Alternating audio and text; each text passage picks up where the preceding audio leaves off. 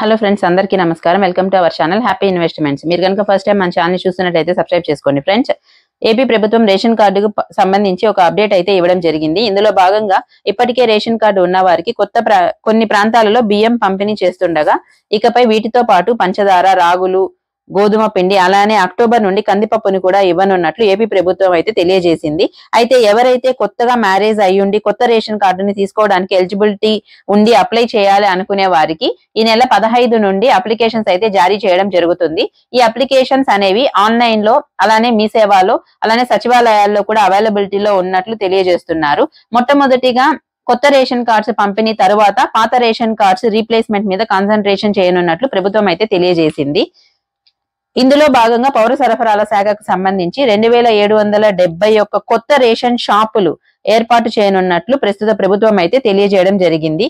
మీకు ఈ వీడియో కనుక ఇన్ఫర్మేటివ్ అనిపిస్తే లైక్ చేయండి, షేర్ చేయండి, సబ్స్క్రైబ్ చేసుకోండి. Thank you.